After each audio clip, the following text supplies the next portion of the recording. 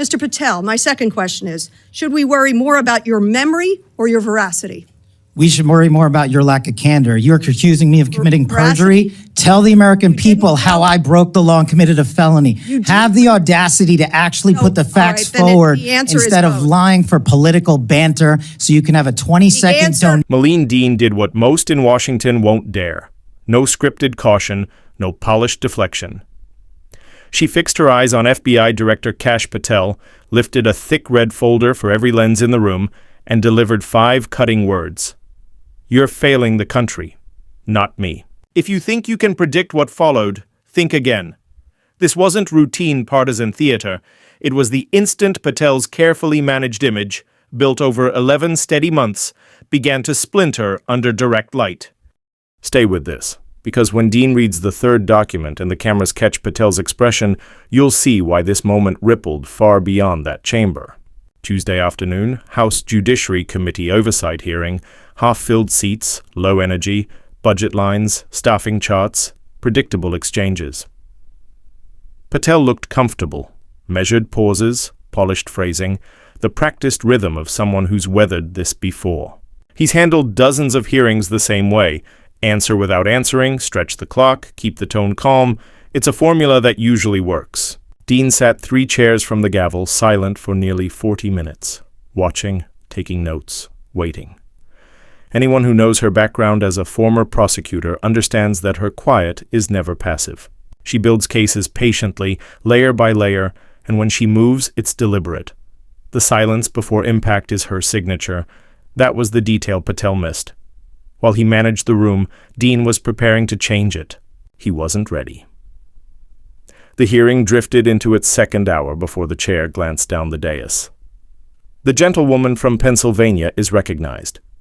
Madeleine Dean leaned toward the microphone, face unreadable, and opened the red folder. Director Patel, she began evenly, let's review your tenure. Patel offered a practiced nod. Congresswoman, I'm proud of this bureau's work. Dean didn't react. She kept reading. In 11 months, the FBI has shut down 47 public corruption investigations. 47. That exceeds the total closures under the last 3 directors combined.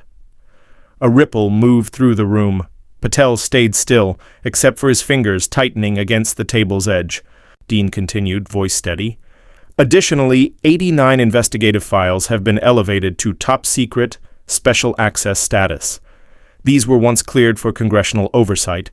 They are now sealed behind the highest classification barrier available. The air shifted. This was no longer routine oversight. Dean finally lifted her eyes. Why?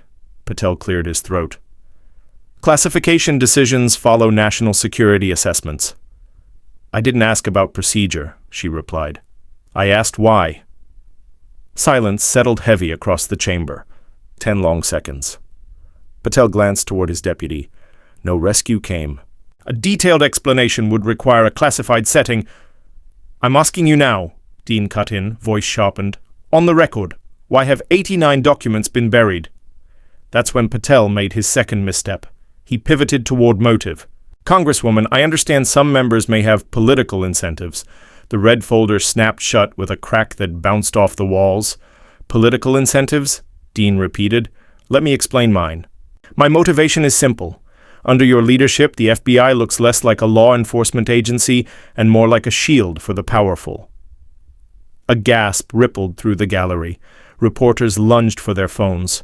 Patel's face flickered. Surprise, anger.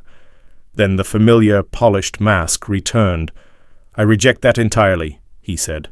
Then listen carefully, Dean replied, reopening the folder. This is an internal memo from the FBI's Criminal Division, dated April 8th, 4 months into your tenure. She raised the page slightly. Shall I read it aloud? Patel remained silent. Dean didn't wait for permission. She read aloud.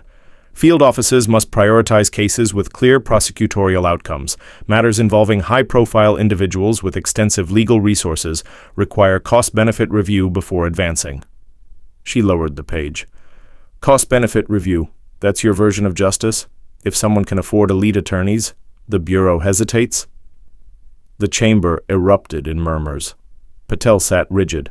That excerpt is being mischaracterized, he replied tightly. Then let's add context, Dean said, pulling another document marked with heavy redactions. Washington Field Office, Case Closure Summary. The subject, a senior government official. Investigation opened in 2019. Allegations of potential bribery. Closed this March. 2 months into your leadership. Patel's jaw flexed. I wasn't personally involved in that closure. You're the director, Dean shot back. You don't know who's terminating major corruption probes? Then she did something rare in that room. She rose to her feet. Cameras snapped forward. Director Patel, she said steadily, I want you to look into those cameras and answer this plainly. A beat, perfectly timed. Since taking office, has anyone in the executive branch contacted you about active FBI investigations? 20 seconds passed without a sound. Finally, Patel spoke, his voice lower now. Congresswoman, I routinely communicate with officials regarding bureau matters. That isn't my question, Dean replied. Has anyone contacted you about specific investigations? Patel's fingers trembled against the desk. I would need to review my records. Yes or no, Director? He hesitated. The composure, the rehearsed calm, it was slipping. Dean slowly returned to her seat and turned a page in the red folder. Here's what I believe happened, she said evenly. When you stepped into this role, you were handed a list. Cases certain powerful figures wanted shut down. No one moved. I believe you were advised which files should be elevated beyond reach, which investigations required reassessment, which matters should quietly fade away without headlines. The chamber felt smaller somehow. And I believe, Dean continued, voice unwavering, that the American people deserve to know whether their FBI director is protecting the law or protecting the influential. Silence swallowed the room whole. And I believe you complied, Dean said, leaning closer. Not out of malice, but because you chose allegiance to an administration over allegiance to the law. She held his gaze. Director Patel, that is why you are failing America. Those 5 words detonated. Clips hit social media before she finished speaking. Cable banners flashed before the gavel could fall. Patel sat motionless. No rebuttal, no pivot. But she wasn't finished. There's one more document. She kept it flat against the desk this time. A letter signed by 37 former FBI agents and senior officials, men and women who served under both Republican and Democratic presidents. She began to read. We are profoundly troubled by the Bureau's trajectory under its current leadership. Decisions involving case terminations, classification changes, and investigative priorities raise serious concerns about compromised independence. We urge Congress to initiate immediate and rigorous oversight. She lowered the page. 37 former agents, Dean said quietly. These aren't party strategists, Dean said firmly. They're career agents who gave decades to the Bureau, and they're warning that its independence is slipping. Patel made one last attempt. I respect former personnel, but they lack visibility into current operational realities. They don't need clearance to recognize a pattern, Dean replied. The public doesn't need classified access either, she continued. They can see what's unfolding. She gathered her papers methodically. Here's what I see, Director Patel. An agency meant to stand apart from politics now moving in step with it. I see cases ending not because facts dissolved, but because the subjects are insulated. I see records sealed not to protect national security, but to shield reputations. Her eyes locked on his. When I say you're failing America, I mean exactly that. Not this committee, not me. The country. The nation trusts the FBI to apply the law evenly, regardless of wealth, influence, or connections. The hearing technically went on. Questions about cybersecurity budgets followed, training initiatives, administrative updates, but no one in that room was truly listening anymore, because what lingered wasn't policy. It was the image of Madeleine Dean standing, saying aloud what others had only murmured in private. Within minutes, the exchange was everywhere. Networks broke in, panels lit up on CNN, Fox, MSNBC. Online reactions split between finally and partisan stunt. But one fact stood untouched. Dean brought receipts. She referenced case numbers, quoted internal guidance, cited closure data, read directly from a letter signed by 37 former agents. This wasn't rumor or theater. It was documentation entered into the record, and a director struggling to counter it. Why does it matter? Because this goes beyond one tense afternoon. It cuts to what the FBI is meant to represent. In principle, the Bureau stands apart from politics. It pursues evidence wherever it leads, without fear or favor. That's the promise. What Dean outlined suggested something different. Dozens of corruption probes ended abruptly. Scores of documents sealed behind higher classification, investigative priorities quietly reshuffled in ways that appeared to insulate the influential. And when pressed, Patel offered no clear rebuttal. He couldn't fully explain the 47 closures. He couldn't clearly justify the 89 reclassifications. He couldn't identify who signed off on ending the bribery case. He couldn't directly answer whether executive officials had reached out. Each response drifted or stalled. And in high-stakes oversight, hesitation can speak louder than words, because sometimes what defines a moment isn't the accusation. It's the silence that follows it. If those case closures were justified, he could have walked the committee through them. If the reclassifications were appropriate, he could have defended them point by point. Instead, sidesteps, vague process talk, and a confidence that visibly thinned under pressure. Dean has already moved to escalate. She's requesting a comprehensive audit of every investigation closed since Patel assumed office. She wants full, unredacted internal memoranda. She's calling the 37 former agents to testify. She's seeking communications between Patel and executive officials.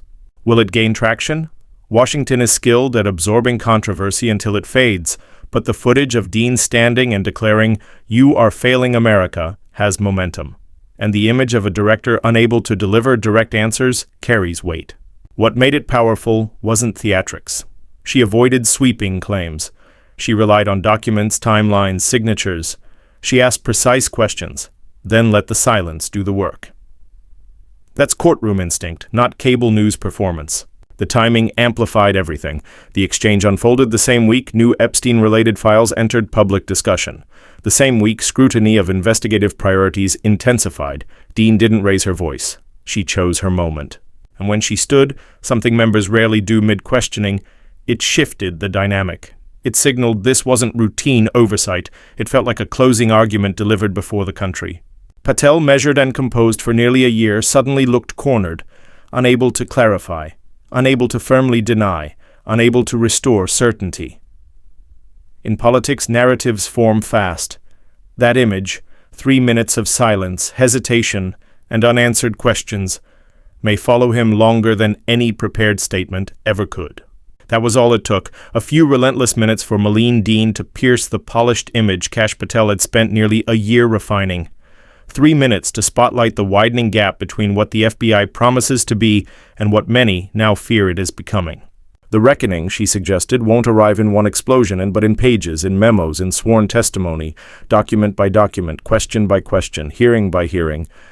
If you're wondering what comes next, stay engaged. When audits begin, when subpoenas are answered, when sealed records surface, the story won't unfold quietly. Because this isn't about personalities.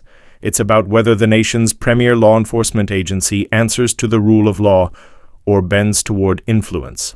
That distinction matters to every citizen. The cracks are visible now. The polish is wearing thin. Patel learned something in that chamber. Silence can no longer substitute for clarity. Deflection no longer passes for leadership. Not when the questions are precise and the documents are public. You are failing America. Those words linger, not as a slogan, but as a challenge. Because if the FBI ever trades independence for allegiance, if it shields the influential instead of pursuing equal justice, then the failure isn't personal. It's institutional, and it belongs to the country.